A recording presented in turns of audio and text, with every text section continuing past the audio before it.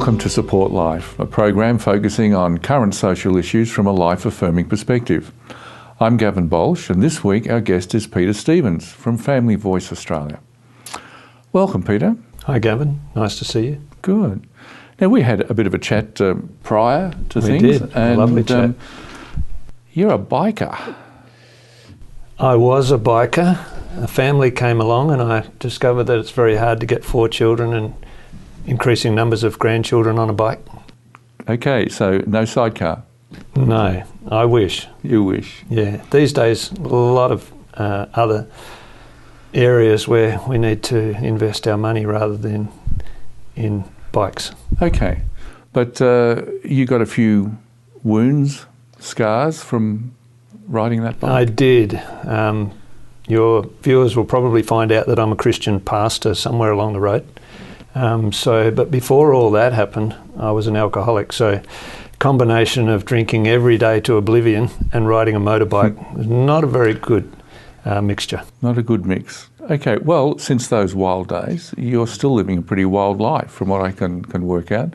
It's very wild these days, yeah. I mean, it's a faith ministry, so we don't have any income, so that in itself is a huge challenge, which we've been able to see the Lord provide for us for 6 years now. Okay.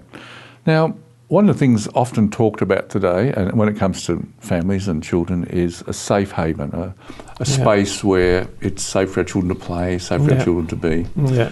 And I was looking through a book here. It's called Haven, the Forest. Okay. Oh, wow, it looks interesting. Yes, it does. It has your name at the bottom of it. So there's a lot of Peter Stevens in the world, but that one is me. Okay, so I'm really interested in the word haven. It's kind of safe, and a forest is a place we all long to spend a bit of time in. Tell me about this book. Yeah. Well, it's another plank in my my passion to see truth talked about in Australia. So I'm talking a Christian truth. I'm talking about what I would see as real truth. Abortion claims the life of 20,000 Victorians each year. I'm not satisfied that that's appropriate. And so Haven is a projection of what would happen in Australia in 2050 if those philosophies continued to advance. The killing of babies. So in Haven, there's no babies allowed at all for 50 years. And so the safe place is a small group of people who decide to defy the government of the day and create a place where children can be born. Sounds hard to believe, but when you look at the destruction of children that's actually going on in our society, what could be more hard to believe? Well, let's come back to some statistics about how a culture, a society is affected when birth rates drop. What's going on here? Well, we have a ministry called Voice for Change. It's a young people's ministry, Voice for Change. And we try and teach, well, we do teach what we know as a truth to young adults. And 2 of those subjects are abortion and what is real about that, and also total fertility rates. Not a lot of young people know about total fertility rates, but Australia, for instance, has not had replacement fertility since 1978. So we're not producing enough children in Australia alone to continue for our country to continue surviving. Okay, so Did that make sense? Well, in these figures, there's natural attrition through death and ageing. Yeah. And so how do these work against each other? Okay, total fertility is a measure of how many babies each woman has on average in her lifetime. So every country needs an average of 2.1 babies per woman. So for the nation to survive. Australia's total fertility rate currently is 1.9. So we're not having enough babies for the country to survive. We're feeding, we've got a lot of immigration, so we're able to continue to keep the country going. Yes. But many countries around the world don't have the immigration program we have, and they're actually dying. The countries are dying. Okay. So one of the biggest problems in the world today is not too many humans, it's too few humans. All right, so let's for a moment digress, and a lot of young people are thinking, well, can we feed them all? I mean, there's poverty in Africa and droughts and so forth, but that's just one side of the coin. What's the other side? Well, the one side, and I have got some statistics on that which I can share with people if they want to contact me, but Bill Gates is saying that, I can't remember the exact figure, but it's something like by 2030 there will not be any countries in poverty in the world. And the world currently produces enough food for 10 billion people. That's a fact. There's only 7 billion people in the world. So poverty is a fault of governments, not of a shortage of land or ability to grow food. Well, did I get off track? Sorry. No. Let's give Bill Gates some credit for putting those statistics out there. And they're not exact. I'd have to refer to my notes, but that's close. Yes. So there's a lot of research out there that says to us, okay, we need to up the birth rate. We do. And encourage young families to grow. And governments have tried that. I mean, the previous Liberal government under the previous Treasurer, Peter Costello, remember when he introduced the baby bonus? Yes. Well, that had some effect on increasing the numbers of children, and that was indeed his aim, because he saw what was happening in Australia, that too many families are just not having children. Okay. And of course this relates to the abortion debate. Yes. Because if we're killing 100,000 babies a year and we're not producing babies, the results have got to be drastic. All right. This safe place in the forest. Tell me just for the next 30 seconds something about that. Okay, well, I grew up on a place called Penola Forest Reserve. So this is a little bit of my experience in the forest, and I invite a bunch of characters to create this haven in the forest where they can marry, have children, despite the government's opposition. Okay, and you've had a bit of background in forestry. You got a scholarship? I did. The scholarships were to Scotch College in Adelaide, but I worked in forestry for about 13 years, working my way up to supervisor. Excellent. Well, you're watching Support Life, and we'll be back after the break.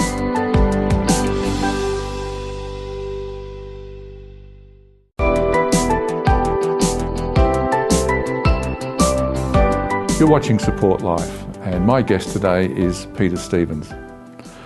Peter, we just touched on some of your forestry experience, the fact that you had a scholarship. That took you to which college? Scotch College in Adelaide. Yes. Where I was not very successful. So I got 2 scholarships actually, and in the end I pretty much failed in my year 12, went back to forestry. Okay, so tell me a bit about forestry, some of the things you did, and then we're going to move on to some really personal stuff. So. Okay. Yeah, I started as a timber stacker at Nangwarry Sawmill and worked my way up through various sawyer jobs, became supervisor there and accident prevention officer. So about 13 or 14 years I think I worked there. A great experience working amongst those men. Yes. Yes. Most Australians remember the Black Fridays, and we've had a few really dark days. Tell me about 1983. Yeah, Black Saturday was a terrible day. In 1983, I was in Nangwarry. I was the accident prevention officer at that sawmill, and my wife was 9 months pregnant. And on the day when the fires swept through that area, I attempted to ride my motorbike home. I was worried about my wife. I wanted to be with her. Unfortunately, I got caught in the middle of the fire. Tell me about being caught in the middle of the fire. Yeah, riding my motorbike. There were several other foolish people driving their cars, or people that just happened to get caught in it. Huge blobs of fire were travelling overhead. Fireballs, you're talking Fireballs, travelling overhead through the thick pine trees. I was driving along a road through thick pine plantations. Huge blobs of fire going overhead. I got just out of those plantations in the town of Tarpeena when the fire swept through Tarpeena. And so I tried to turn my bike, try and get back out of it. Fortunately I didn't. The car hit me, knocked my motorbike away from me, and I was left on foot in a very dangerous place. And you survived, obviously. Here you are. I How? did. I think adrenaline more than anything. I'd like to put it down to a supernatural event, Yes. but adrenaline got me into various cars, and eventually one that drove into a small clearing, Yes. and the fire swept around us, and eventually, after several hours, an ambulance came through. I had a broken leg and I was bleeding profusely. They got me to hospital. Interestingly, I was in hospital when my wife had our youngest daughter. Well, that's a lovely story. It was. Yes. It was beautiful. We were there together. And her name, the daughter? Rebecca. Rebecca. Yeah. K-A-H. K-A-H. Well, Unlike yours. Yeah, unlike mine, but a Rebecca nonetheless. Yeah. All right. Well, that's interesting. So you've gone through experiences here that most wouldn't wish on another. No. Fires No.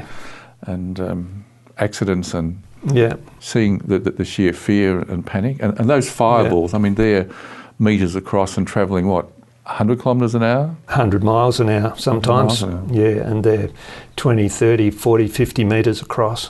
Massive fireballs, because the fire at that stage is crowning through the pine trees and it's travelling incredibly fast. Okay. Back to the haven in the forest. Yep. Okay. Tell me a little more about that. And Yeah. let's project ahead. Let's be some sci-fi people here. And we're talking about 2050. Yeah. What's leading up to this? My thoughts are looking at our society and considering where various philosophies would lead us if they run unchecked. And one of those is the destruction of babies in the womb. So then we have a government in 2050 that says no babies at all because we want to protect the earth, we want to replenish the earth.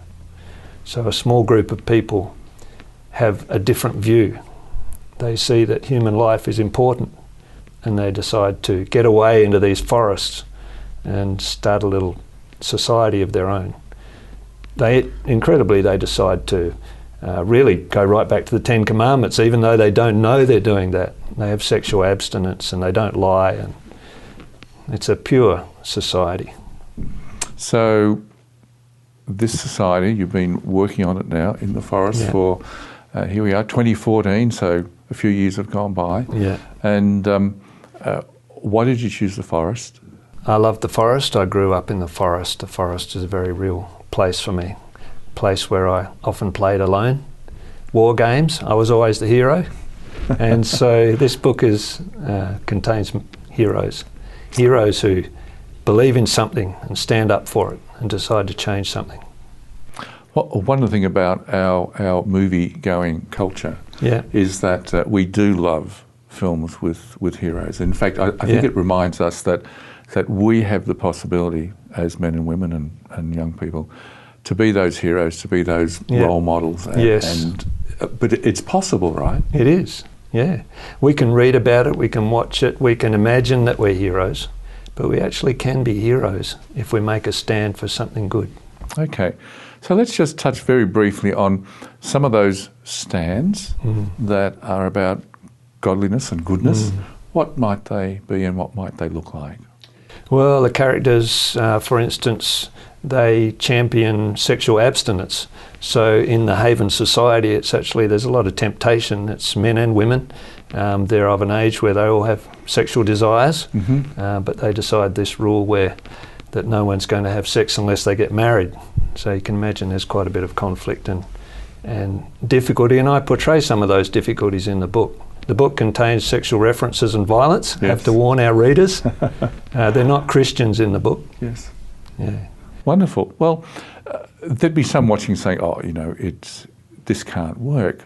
Well, now I know from some experiences in Africa where governments have an ABC policy.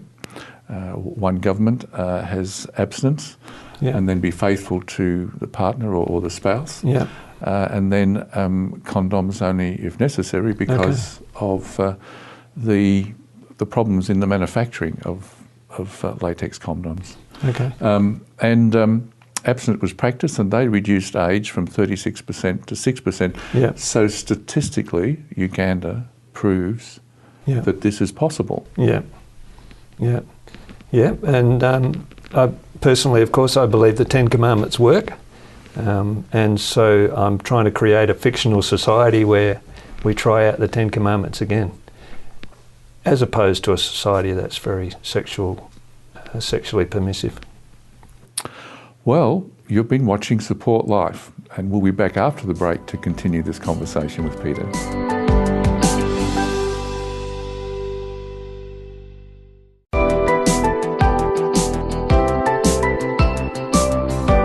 Welcome back to Support Life. I'm Gavin Baulch and our guest is Peter Stevens. Well, Peter, we've been talking about a book and a haven in the forest and your experience as a sawyer. Yeah. And we were touching on some byproducts here. So here you are slicing timber at a furious rate. Very fast rate, yeah. What happens to some of these logs?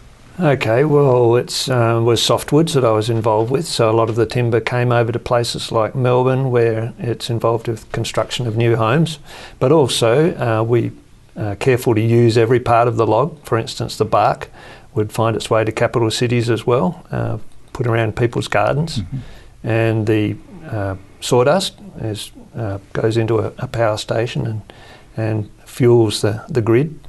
So every part of the log is reused. And your passion for the forest and your care for the forest is a foundational piece. Yeah, I love the forest. I love the trees. In fact, I'm a tree hugger. Gum trees I prefer, but I'll hug a pine tree occasionally. But if I get out in the country, I'll hug a gum tree for sure. I just love timber. I love nature. Yes. Well, part of that hugging, here we are, holding on to what's important, the values.